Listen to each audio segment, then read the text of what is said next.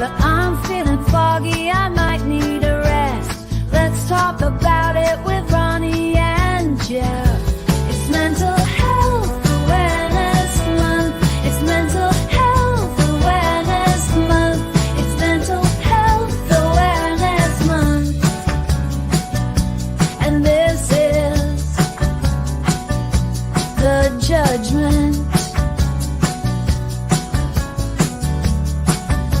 Seesaw.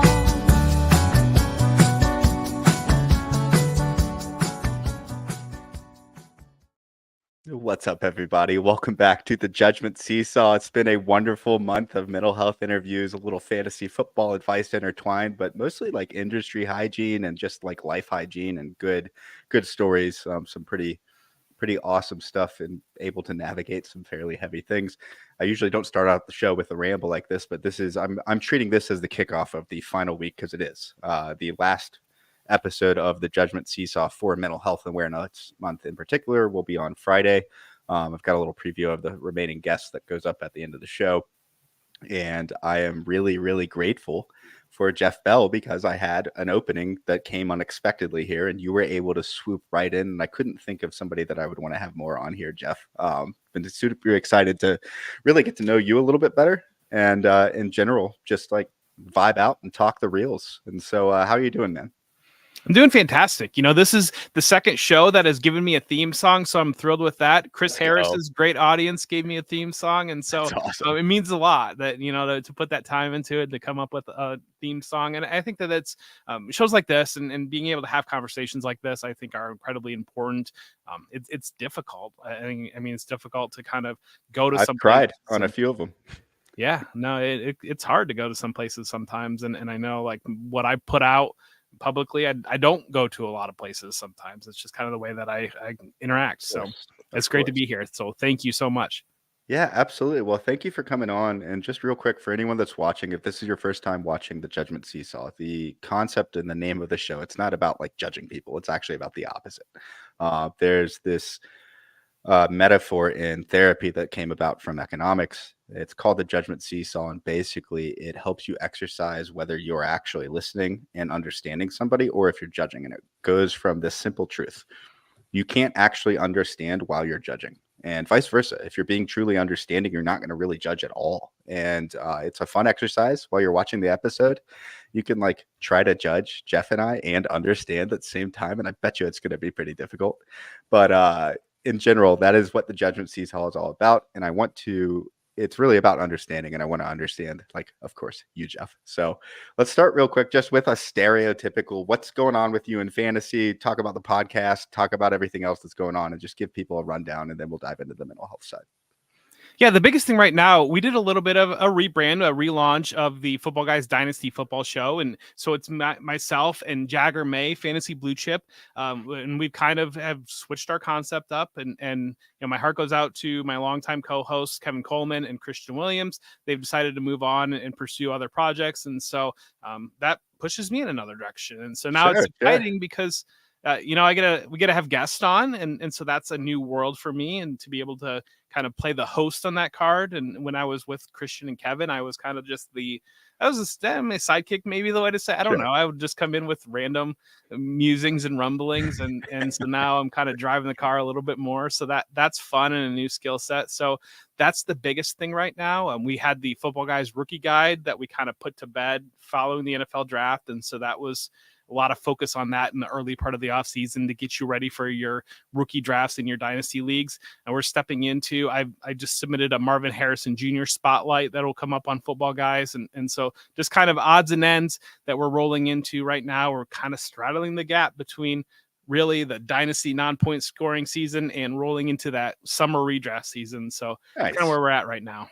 That transition is always fun. And I always try to tell people I'm a dynasty advocate for sure. Have been for a long time. It's like, you want to get a leg up, play in a dynasty league, just pick one up. And then all of a sudden, when it comes to redraft time and all your friends are looking through their cheat sheets and they're trying to figure out, like, you've been looking through not only all of the mainstay players and know how they're going to land, but you have an inside scoop on the second year, third year players and the rookies, and can really hit those value draft spots late in the draft and just crush it and win leagues. I attribute most of my success in fantasy these days to playing dynasty for as long as I have, for sure.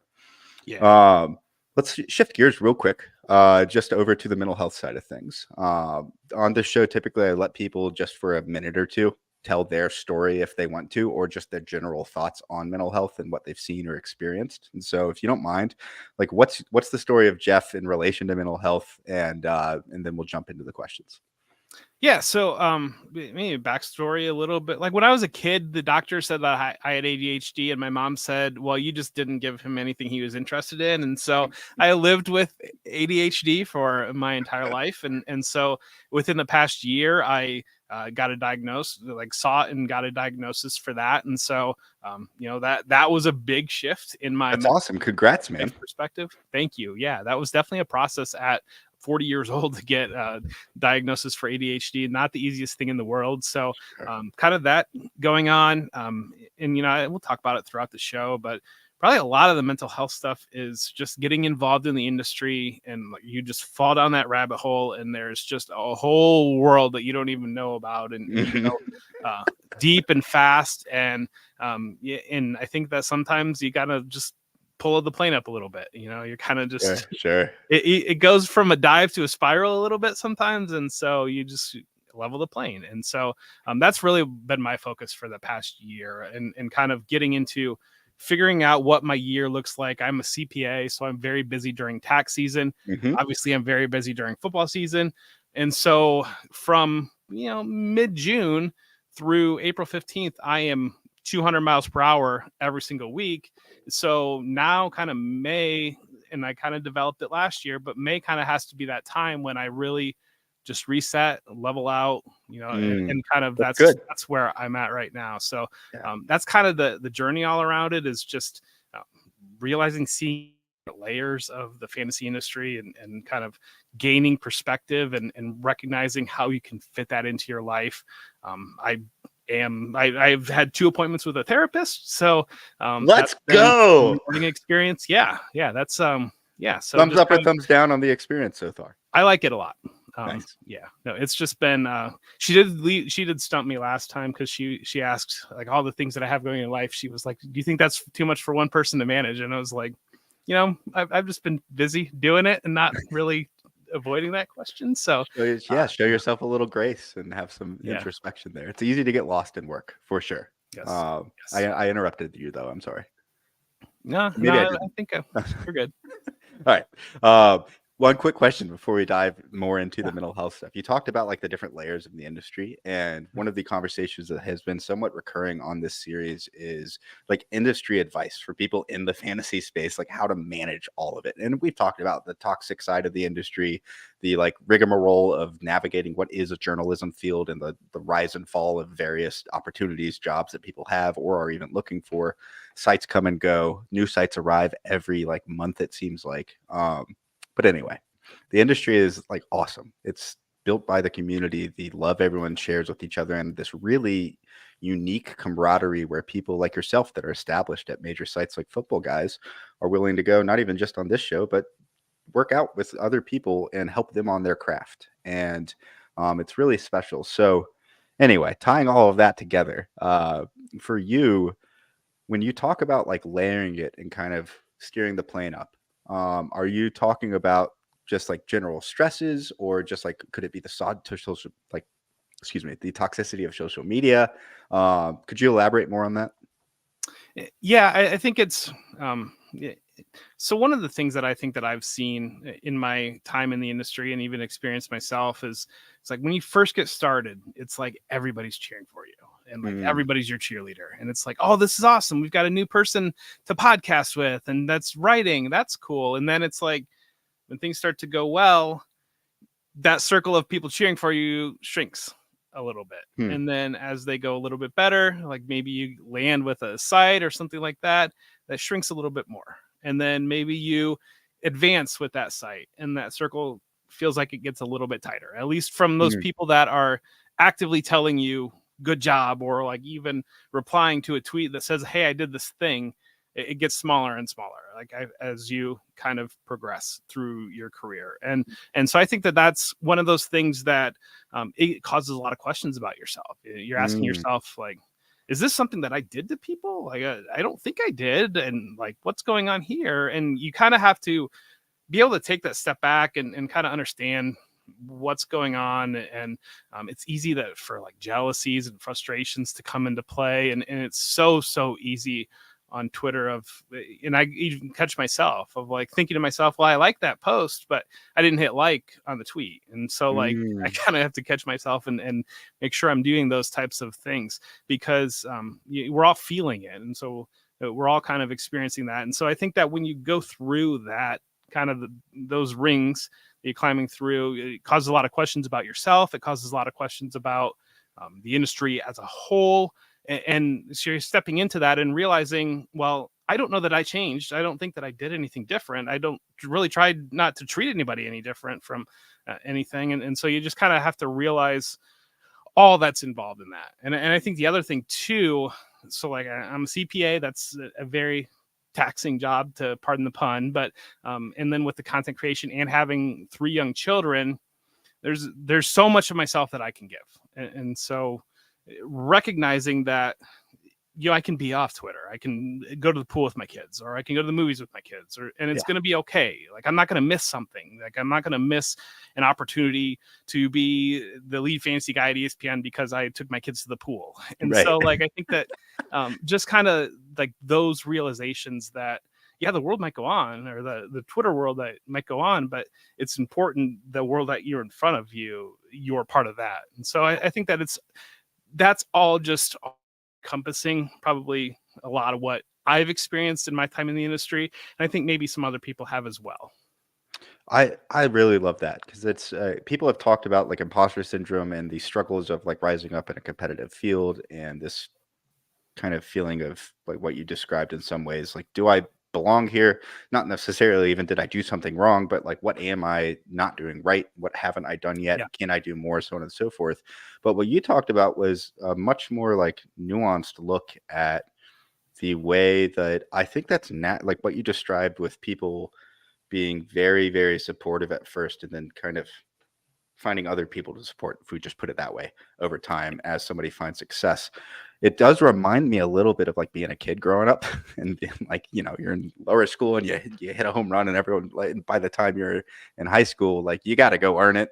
And if you don't, people aren't really there to cheer you on. You're growing up, you don't need it anymore. And I don't know that that's all of what would go on in a scenario like that, because there is an element of like assumptive paranoia that happens when you work on social media primarily for your job.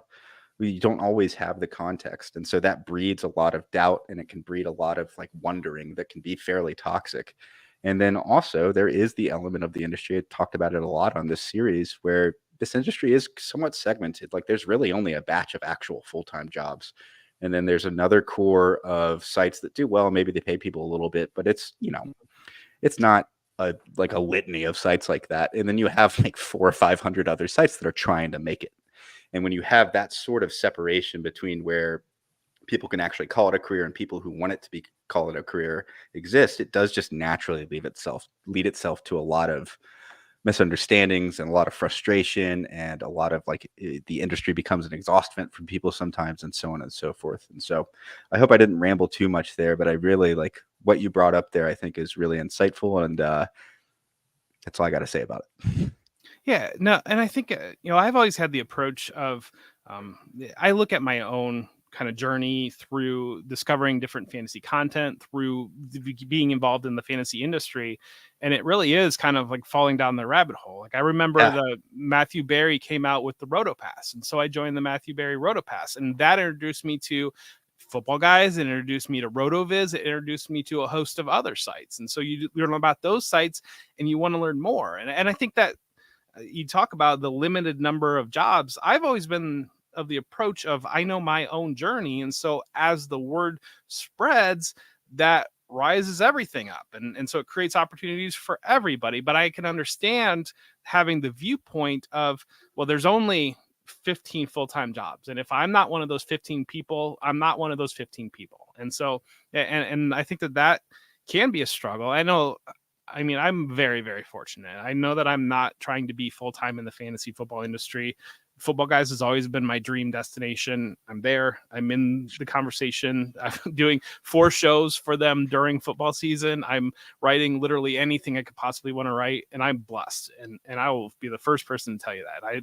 I think that the amount of people that it's really tough, because I think the amount of people in this industry that are truly happy with the place that they're at, I don't know, is a lot, because we're a lot of people are pushing for that next step, or more stability.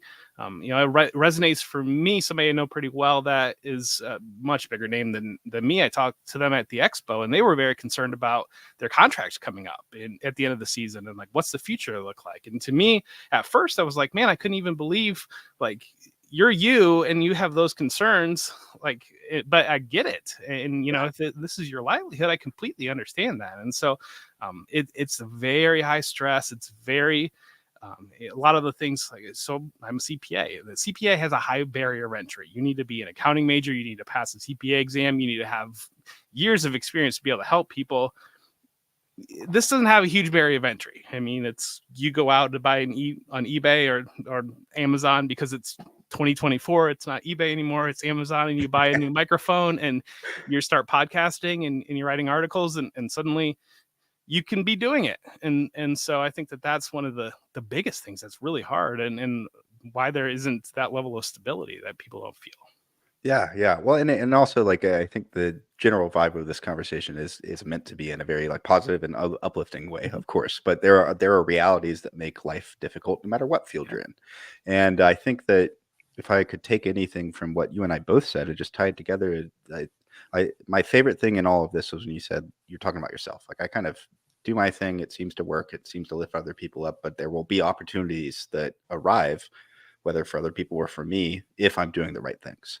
And that's not unique to this industry, in my opinion. I think it's true in just about every industry. And the cool thing about the fantasy space, though, is that there is, like, if you're just around and you're nice and, like, people like you, and I think people worry about whether or not they like them or not, but you're liked. If you're not a dick to everyone, you're going to be liked in this space. It's not hard to be liked.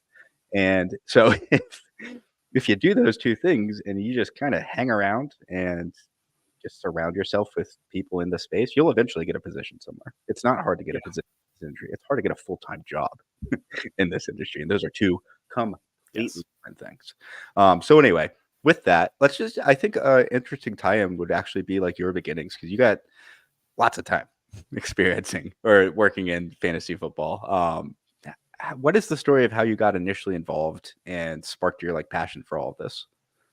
So growing up, I loved sports as a kid. And so what I would always do as a kid, and collectors will cringe, but I would have baseball cards, football cards, basketball cards. I would make fake teams. I would be counting up the stats for the fake teams. I'd shuffle them all up and rearrange and everything. And so this was back in the day. Like, we didn't have Madden all franchise mode and everything else. We kind of had to use our own imagination on those types of things. But it's always interested me to be general manager was what I really wanted to do, and build teams. Same. I think that, and I think that team building is really interesting. Team dynamics is really interesting. And so kind of in natural progression, I remember one of my very first fantasy experiences was Kurt Warner's rookie year. And I did, it was SI.com had this, like, salary cap game that you and your friends could play, and you would just pick the players. You'd have like 45,000 in salary to spread out through your whole team. And I grabbed Kurt Warner as a rookie after week 1, and I just rode that out because his salary was dirt cheap. And so the salaries would adjust after every week. And so, like, that was almost like a DFS type game very, very early. And then I remember Yahoo would have public leagues, because I was from a small town and my dad wasn't in a fantasy league or anything like that. So finding 12 people together, or even 10 people together to play in a fantasy league together, was hard, because it was just not a lot of people doing it yet. And so Yahoo had public leagues, and I joined those, and I would play rotisserie baseball. I love rotisserie baseball, and I'd play fantasy football. And so that was, the late 90s, early 2000s that I was doing that. And so kind of, well, now it's already 2024. So it's almost been like 25 years of fantasy. Like I said, it's been a while. Yeah. You've been around. Yeah. And then I think a lot of people can probably share this story of the 2020 came and we had a lot more time on our hands in 2020. And it was just kind of one of those things of, so I always wanted to be a general manager and I always wanted to be a sports writer. Those were the two things that as a kid, I just loved sports writing. I loved writing in general. And then I became an accountant because I was afraid and I got to pay the bills. So that's just kind of where that path went. And I like being an accountant, but it's also not sports writing or being a general manager. But and so 2020 came and then I saw kind of that's when you started to fall down the rabbit hole, I think, of social media and kind of understand. Because for years, my assumption was to be a fantasy football writer, you just had to happen to be in the same elevator as Matthew Berry and just have a great 15-second pitch in that elevator. And that's how you became a fantasy football content creator. And so just kind of lived with that thought for a while. And then 2020, like I started to get involved, started to see people. I vividly remember Scott Fishbowl 2020 because so many of my friends now, like that's kind of when the scene really exploded and people, I know Fantasy Intervention, the site that I worked for early on, was kind of launched about that time and kind of that fall through that season. There were so many new content creators, so many new podcasts, so many new companies that were happening. And so all that stuff was going on. And so I really kind of caught it late, like out of that group, because I didn't really get involved in writing until about December of 2021.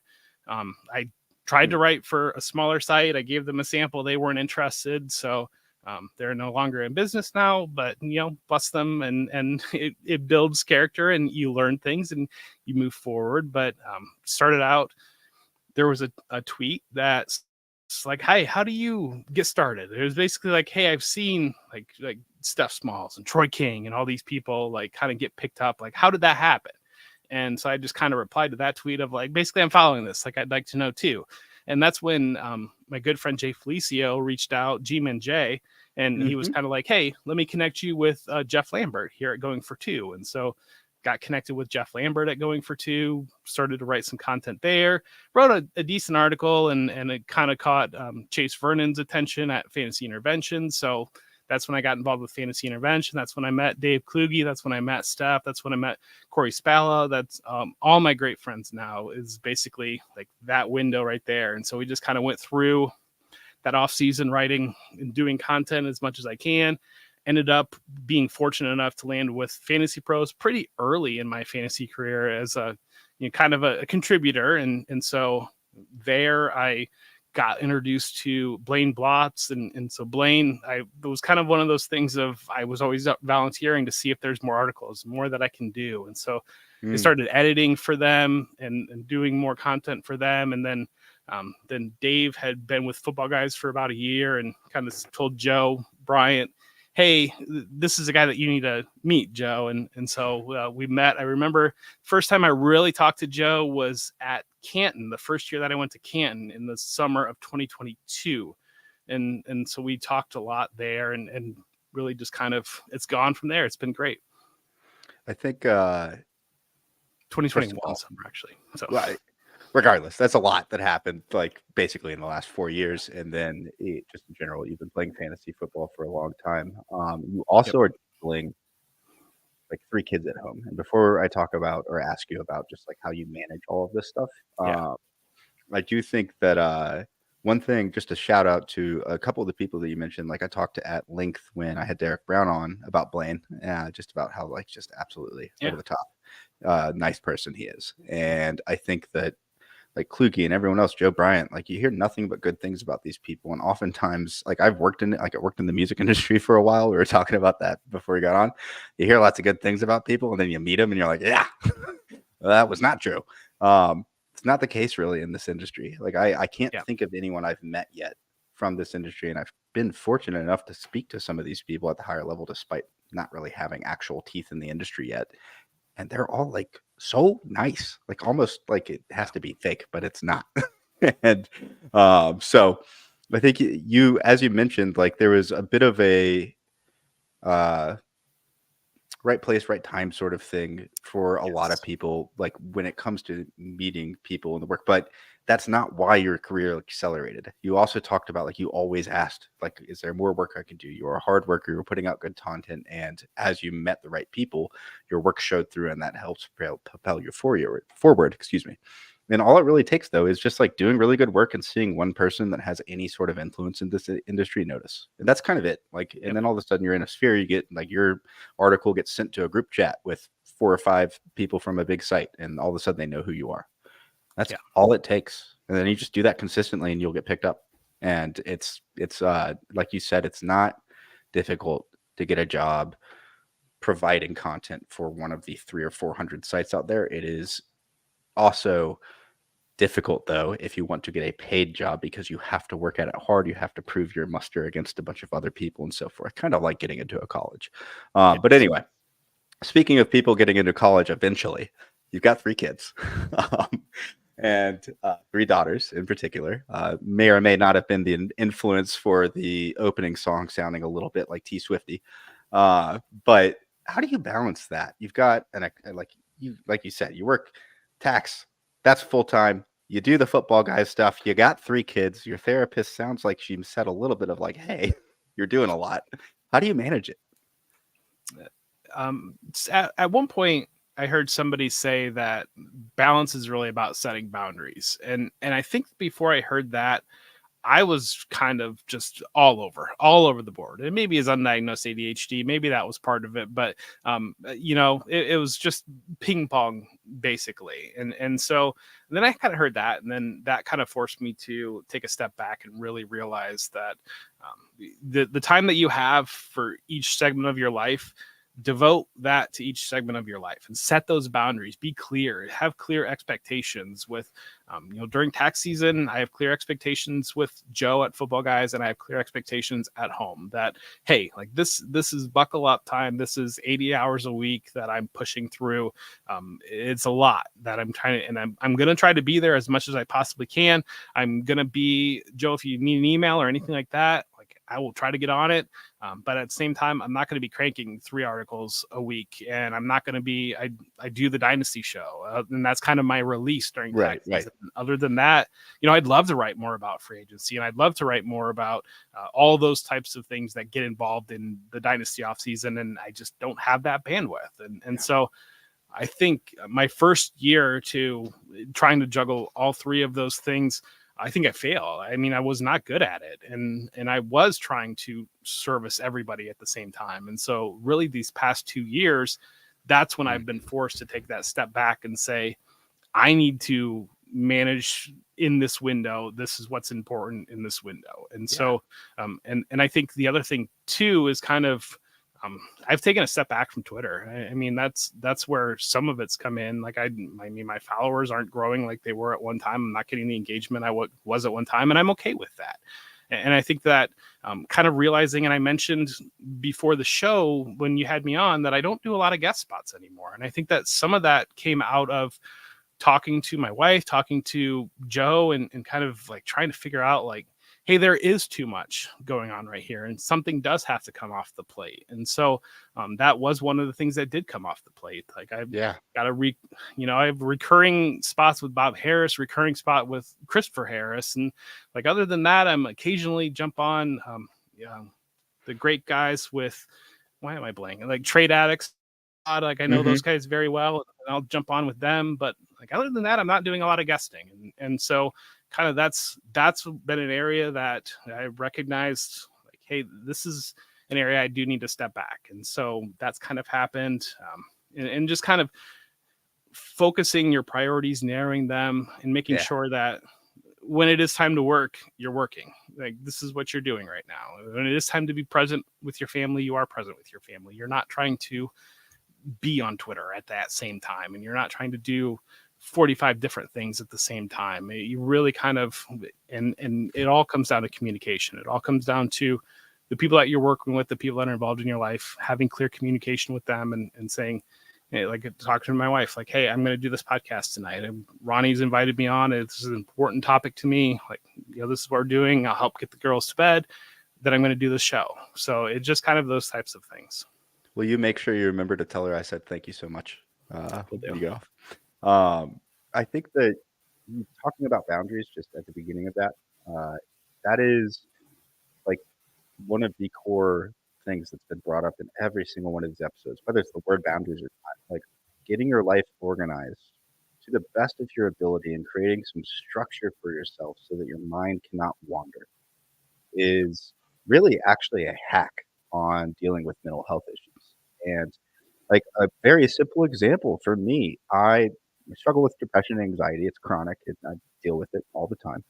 Yeah. And I'm looking into my bedroom right now, and there's clothes on the ground. I got to go pick those up because I know that like tomorrow I'm going to wake up and I'm going to see the mess on the floor and be like, oh, this is going to just a little bit will just lower my energy for the day and so on and so forth. But I cleaned the rest of my apartment just 2 days ago, and I try to do that as often as I can because if I don't have a clean space around me, I get depressed. And and if I have things and I allow myself, in many ways, it's similar to like if you talk to people that are in AA 12-step recovery, they talk about like they have to keep blinders up to prevent them from, in their brain, from trickling back down into those places that allow those habits to recur. It's the same for mental health habits. Once you figure out the things that keep your mental health afloat, you got to keep an eye on them. Otherwise, over time, it'll erode, and your brain is not invincible to like intrusive thoughts, even if you're able to shove them away once. If you don't have a good boundary set up and it's coming back into your head every 15 minutes or every hour, eventually your defenses are going to be worn down enough where you say, yeah, sir, like if you're trying to quit smoking, like eventually, if you don't have something set up, you know what I'm saying? So anyway, with all of that though, I think being able to like have real discussions with people in the industry is something that like at work discussions and say, hey, this is how my life is going. This is what I need to do to be happy. Are you okay with that? I have not heard a lot of stories where people are like, yeah. And then the person on the other side said, no. It does seem to be a pretty receptive industry too, yet again, because the community is so important and like quote unquote, not to Vin Diesel it, but family is so important. And like, I think that sort of relationship is important. I would encourage anyone that's in the industry, if you do happen to work at a place that isn't willing to work with you on stuff, you should talk to them about it because it seems to be like the industry standard. But with that, you talked about like engagement. It's a pretty significant part of anyone's work, but for some people, I think that as like careers go, your life changes. And you mentioned earlier that you're not doing as much online engagement right now. You have 3 kids and a wife. That is way more important. I don't think anyone would judge you or should judge you for any of that. You pull back and focus on what the things are that matter in your life. But looking back at your whole career and whether it's, you could talk about the things that you didn't do that allowed the time to take too much or allowed fantasy to take up too much of your time, or just in general best practices that you think you've put in place or seen other people use to help manage like the rigmarole of being a content creator. I mean, it kind of boundaries are important. Being able to disconnect, I think, is really important. And because we live in a society that we're plugged in at all times. And one of the things that I'm really big on, we're not evolved to handle that. I get when I was in high school, when I was in college, I didn't have a cell phone for all of my time in high school, and then kind of even college a little bit. Like I had a pay-as-you-go phone, and so I would get in the car, and it's me and my thoughts and whatever music or whatever, not even podcasts yet, whatever music I want to listen to, and that's it. And that we lived lives that were very compartmentalized, that allowed us time and thought, and it allowed us to be charged when we did have human interaction. And so now you're in a situation where if you allow it, the world's got 24/7 access to you, and people have, they can be nonstop, and our brains aren't ready for that. Our brains aren't able to handle that. And so I think that just kind of one of the things, Matt Harmon was somebody that I look up to quite a bit, and somebody I I knew even before I got started in the industry. I played in a Yahoo Listener League, and Matt was gracious, and we traded DMs for years before I even started doing anything. And he's always said, when you log off Twitter, everything goes away. And you know, you kind of realize who's in the room with you. And what I always say is, you know, if something's bothering you on Twitter, like, go tell a grown-up about it out loud. And to me, like, that, it just is so funny of like, well, this person said a mean thing about me on the internet, and it's just my wife has busted my balls before of basically, you're telling me somebody's been mean to you on the internet, and I'm like, okay, you know, you make a good point. And so I think that just kind of realizing those things, I think have gone a long way towards, you talk about, like, you look at, it's like the absurdity, a lot of the stuff. It's kind of like, sure. It's like if people are trolling me, and I'm like, I'm just a dad, like, that talks about fantasy football. Like, it's so absolutely. How dare you give a take that was trolling wrong? Me, like, yeah, you know, it's just so funny when you talk about a lot of that stuff. And I think that I'm like, my sense of humor in life is like just kind of the way that I roll and stuff. Like, I really like absurd things. I think that they're funny. And I think that when you look at a lot of that stuff, it's just incredibly absurd. Yes. Well, we talked a little bit about Joey right before the show. I know you guys are really good friends. It's one of the things that I've always, from afar, I've been like, when I'm on Twitter, I do think there's an element of these guys' humor that not everyone gets. I get it. I love it. Like, just like an addiction to, like, the obtuse. Or for me, often, actually, I can't. Let's not go on a side tangent. It's 35 minutes in. It's about to talk about things that make me laugh for 5 minutes. Speaking of time, actually, and everything else, how are we doing on time for you? I know we had reserved out like 30 minutes to 40 minutes, and we're at 36 already. Yeah, I'm okay. I'm good. Okay. Let's try to bang through a few more of these, and then we'll play another fake Taylor Swift song. So with, like, the stress that we talked about a second ago, it's pretty difficult to manage I call it like the wave of casuals that arrive. It's kind of like July-ish, and all of a sudden everyone that does play fantasy sports is thinking about their leagues. Like, a good portion of the fantasy football playing community is not checked in, like, even right now. But they're coming back, and it increases. And then with that becomes a much higher demand for content. There's also 650 stories every week from the NFL once you hit, like, training camp and all of this and blah, blah, blah. Everything, like you said, the world is 24/7, but the NFL has now become a 12-month 24/7 league. And even, like, in the off season, we get a little bit of a breather. But for the most part, they try to stack it where we don't get more than like 3 or 4 weeks of breath or fresh air before it's time for football again, or time for something related to the NFL. So anyway, with all of that said, managing stress is super important. You talked about boundaries, talked about, like, knowing what your priorities are and making sure that you have that nucleus in place. When I had Chris Allen on and Nick Whalen, both of them where really hit home on the same exact thing. Like, you got to put the boundaries up and know what is important to you, and then structure your fantasy football career around that. Don't do it inversely. And with that, though, the stress, what are some things you've learned from other people? I know you talked a little about something Matt taught you, but about managing the stress of this industry and, like, the demands of it. Have you had any great tips or tricks that you've picked up along the way? Well, I mean, Scott Fish always says, work hard and be kind, and everything else falls in place. And I think that that's a lot of the truth.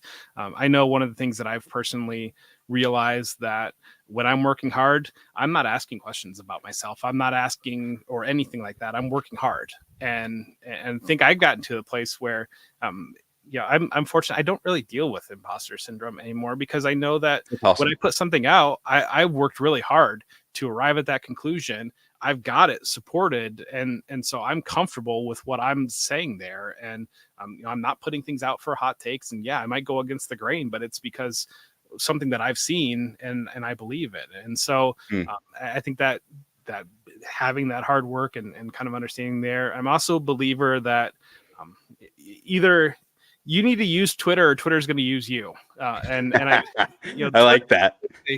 Twitter's a tool, and I think that's the most important thing. And you were given tools within Twitter, and I think that some people, from what I've seen, have this mindset of, well, if I'm not open to literally everything, then somebody's going to think something bad about me. But it's like my DMs are closed because I had a period where every morning I would wake up to just awful messages, and like people in the middle of the night would just send terrible things. And like, why am I exposing myself to this? About fantasy football, you're going to tell me something terrible about my appearance or what you think about my life because of I told you that I didn't think this Tampa Bay Buccaneers running back was going to be the right one that you want to have on your roster. Like, what's going on here? And so yeah, and I mute liberally too. I mute kind of a lot, and that's kind of just the way that I've approached.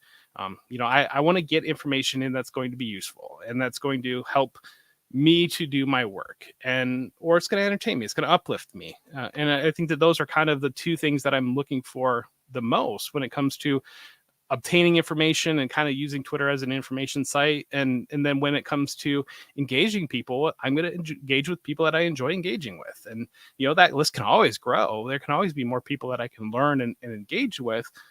But at the same time, like, it's not going to have a lot of strikes before you're out. And so I just kind of have that mindset when it comes to using social media, how to deal with people. If somebody's saying, if you go like anything outside of football at all, like that's pretty much one strike and you're out with me. And that's just kind of the way that I view it. It's just, if you're going to go out of bounds, then you're out of bounds, and sorry there. But I'll stop talking about AI on my Twitter. I promise, Jeff. You're good. No. But I mean, like, just no. If you tell, I would like to lose some weight. If you say something about my weight, then you're probably going to be muted. So it's just kind of like things like that. So yeah, it's I think that like curating your relationship to social media, absolutely necessary. And to your phone. And a tip that I would add for everyone is there's a thing you can do on your phone called Do Not Disturb. It's like a life hack for me, especially with my anxiety. I keep my phone on Do Not Disturb all the time, unless I am at work where I'm working with kids and stuff. I need to have my phone on in case an emergency happens or someone calls me. But otherwise, like, I will call you back or I will get to you when I'm ready. The only notifications I get text message notifications, and I get basically if I'm on the clock for like underdog or sleeper or like got a trade. That's fair. That's fair. I turned notifications off on, like, I don't have Twitter notifications on. Like, I turned them off on a lot of different stuff. And the other thing I've learned, a lot of the filters that you can put on Twitter that just kind of just filter out a lot of stuff that you don't need to worry about. Yeah. I had it does have. It's important for people, I think, to, if they haven't like run through that strategy. Also, I hope it can give people perspective on sometimes why people take a while to get back or sometimes even forget.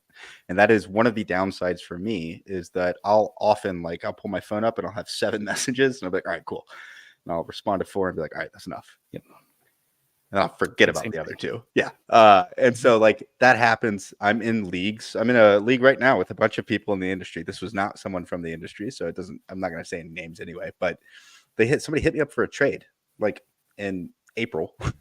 And then I didn't respond because I just never saw the message because I don't have notifications on for Slack, and I'm just never going to turn them on for that.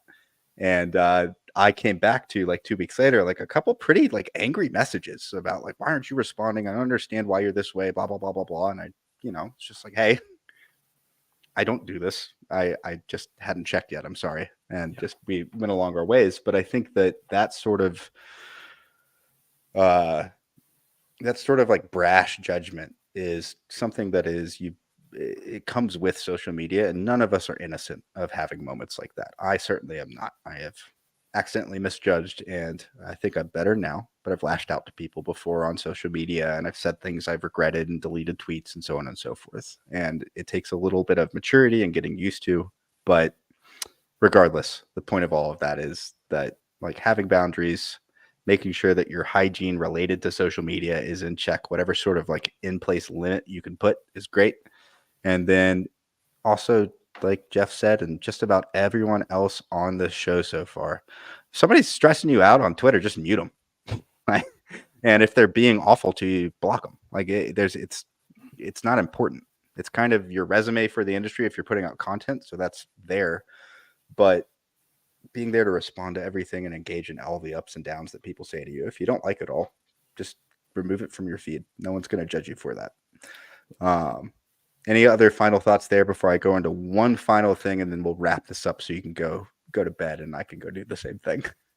Yeah, no, I think that one of my biggest concerns is probably the addiction aspect of social media, and really, if you're kind of suffering through that, you don't realize it. It's very easy to not realize it.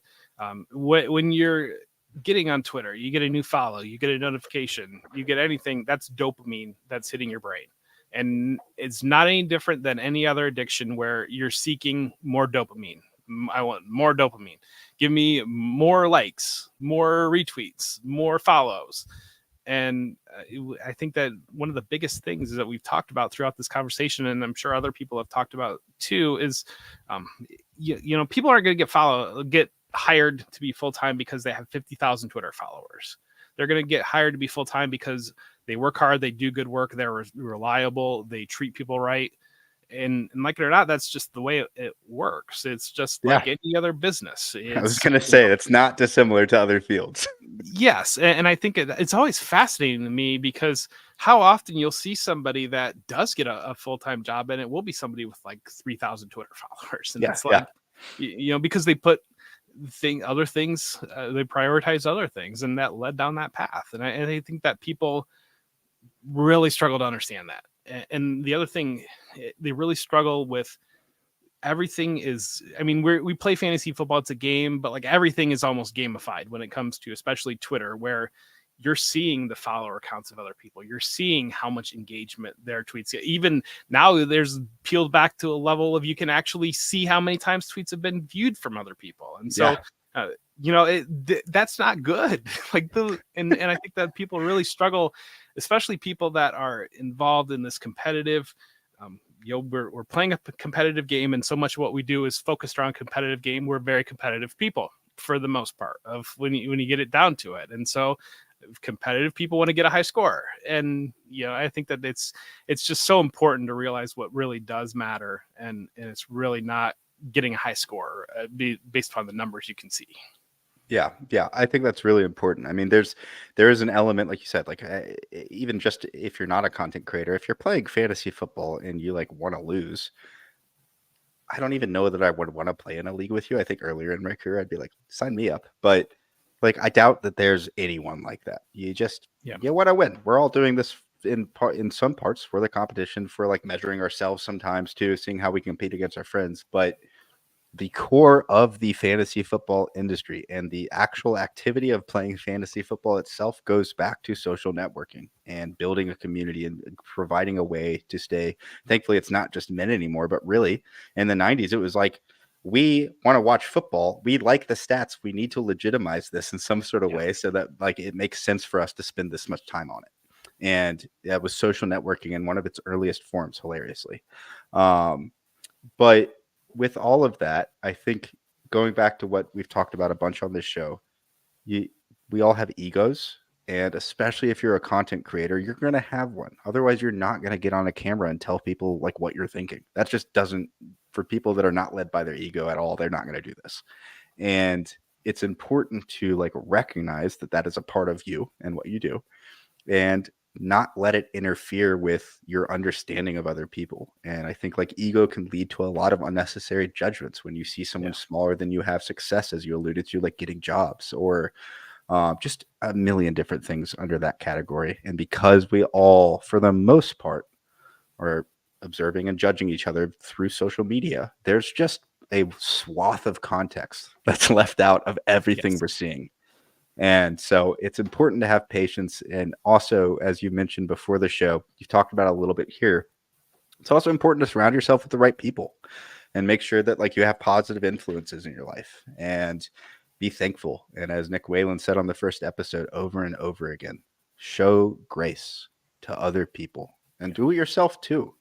But I'm going to do this, and I hope you're okay with it because you put it in the notes. Let's see if this works. It's not putting all of them, but this is a list of all of the people that he just rattled off to me that he could say thanks to that when I asked about having, I'm looking at Richard's, just like Twitter and just learned of the series today. Great job. Thanks. I appreciate that, Rick. It's a good. But I'm not going to go read through all of them. They're on here. People can go back and look at it if they want to. But you listed like a ton of people that I am aware of, and I think have now become names in the industry. And what has been something that I learned from Greg Kellogg that seems more and more true every month that I get closer and closer intertwined with this space is like the industry likes you if you're a good person and you're good to other people. And if you do that, even if you have up and downs here and there, if generally your brand is, I'm here to help, I'm here to do good work, but most importantly, I'm here to like love everyone and be a part of this community and support the community. You're eventually going to have a space in this, whether it's a paying job or not, you're going to have a name in the industry and people will know who you are right back. And so any final thoughts from you? We have like 7 other questions. We're not going to do all of them. So a lot of things. So. Yeah, for sure. Well, I think it's Sunday night and this has been almost an hour of your time. So I really appreciate you. Your story is awesome. For people that don't follow Jeff yet on Twitter, like his handle is For Whom J Beltos. Like it's hilarious. He posts good stuff. And I really value you, man. And I appreciate you coming on. So any final thoughts from your end? No, I mean, you've covered so much, and your show this is just a great series. It's great that you doing something like this, and people like you that are doing things like this that people can learn from and grow. That's so huge. I know when I was coming up, and I'm still coming up. I don't consider myself not coming up, but I remember like Clubhouse was a thing, and like you could have conversations with people like I mentioned, Scott Fish, or like Matthew Berry would be on there, like other people, and so I would just take copious notes about their journeys and how they got there, and I would listen to Casey Kasem's show, and now Kevin. Gosh, why am I blanking on his last name? Kevin Murray. Yeah, the doctor. Has a great one too that I've been able to do, and just kind of yesterday there was a tweet about like how do you get started, and like I threw some things down there of like just basic high level things that you should know and realize, but really just listen to people's journeys, because so many of us in this fantasy space are natural storytellers, and we love telling stories, and we love telling stories about ourselves. You talk about ego, ourselves are some of the easiest things to talk about. Yes. And so, no, I think that's, but people willing to give people a platform to be able to do that are so important. And so thank you so much for doing that and for allowing me this time. Hey, well, I appreciate you. I appreciate the kind words. Shout out to the Fantasy Moose, who really is like the first guy to truly like just be super open about mental health. He's kind of the trendsetter there. In a couple months, FF Face Off is doing their podathon again, which is absolutely fantastic. And then you can also go over to Fantasy and Frames, and they have a series that they did last year that is just evergreen content. And one of their creators, Zach, and his wife get on. She's an actual psychologist, and they like break down different therapeutic things, help people understand more. So between all of that, this show wasn't really, I don't know if it was necessary, but I think it now has a place, and there's been so many good stories because the guests that have come on like yourself are so open, willing to talk about whether it's hard things, whether it's dark sides of the industry, learning more about the industry, whatever, but a lot of mostly positive stuff too. It's been a special experience, and I'm going to go ahead and close out with a little video. Please watch it, everyone, for the end, because it's got a little sneak preview of the last 5 episodes. Thanks. What's going on between my ears? Hold on, Jeff. You said earlier that you'd only gotten 1 song before this show. I gave you 2 songs in the same show. What's going on between my ears? Everyone seems to be so clear, but I'm feeling foggy, I might need a rest. Let's talk about it with Ronnie and Jeff. It's Mental Health Awareness Month. It's Mental Health Awareness Month. It's Mental Health Awareness Month, and this is the Judgement Seesaw.